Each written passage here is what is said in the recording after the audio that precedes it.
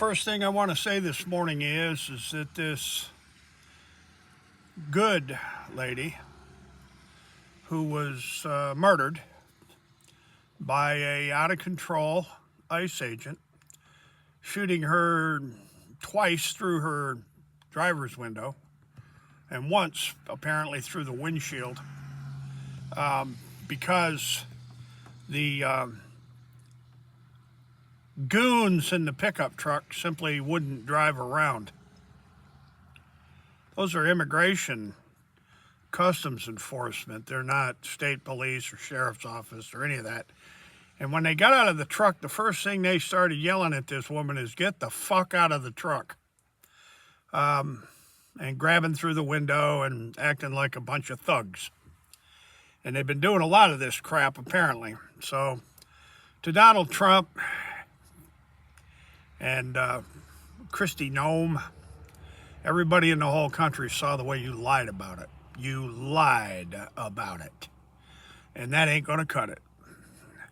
Now let's move on here to the great big ballroom. Here's old Donald Trump, and he's entertaining a bunch of oil executives. And he gets up and he walks over to the door and he starts carrying on about the beautiful view where they tore down the, I guess it's the East Wing. And he's going to build that party pad, that great big Mar-a-Lago style, Jeffrey Epstein style ballroom, so he can have his big swinging dick parties at the White House. I wonder where they're going to put the parking lot. Where's the parking lot going? But in any event, let's get back to the reality here, ladies and gentlemen. These people have run our country right into the ground. These people are doing everything they can, basically, to destroy the country. And he's still carrying on and crying and ranting and raving about how they stole the election. And it ain't going to cut it, ladies and gentlemen. You know, I don't care about the damn election he swears up and down they stole. He litigated it over and over and over and over and over again all over the country and all the courts, and they all came back and said, "Donald, that's not what happened." And judging from his perspective on what happened to Renee Good, I am very sorry, Mr. Donald Trump, but you need serious psychiatric help, along with J.D. Vance.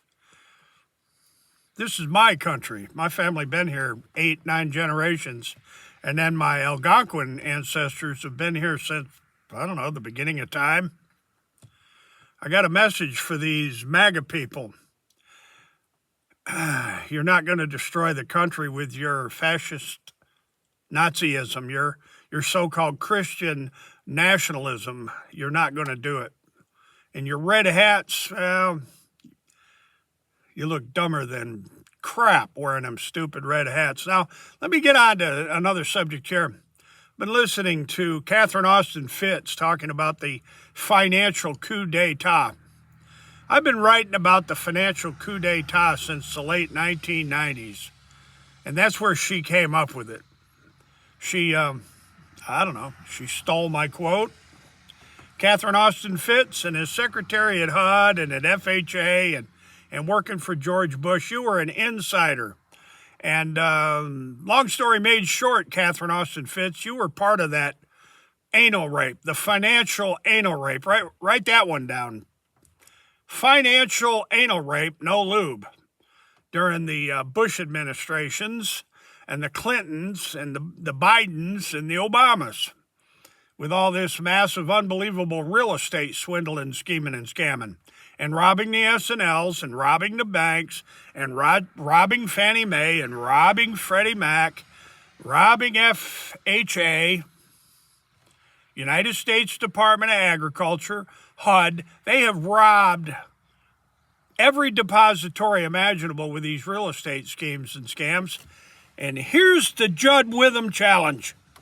I went to United States District Judge, U.S. District Judge, Alfred H. Bennett at 515 Rusk in Houston, Texas, at the federal courthouse.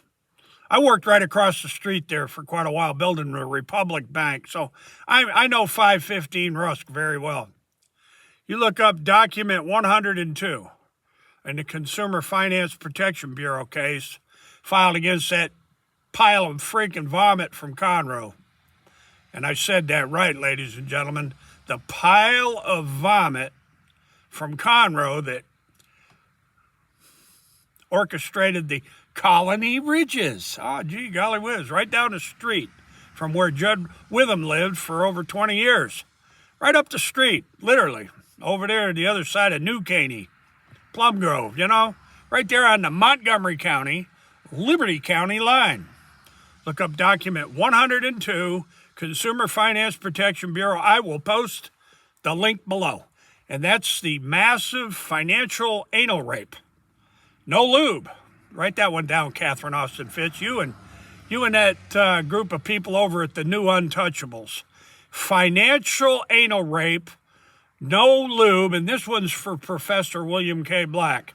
Out of control fraud. Come on, Bill, I want to hear you say it one time.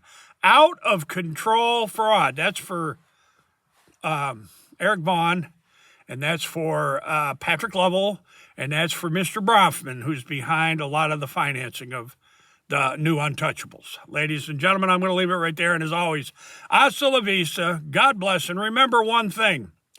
Donald Trump's missing quite a few screws.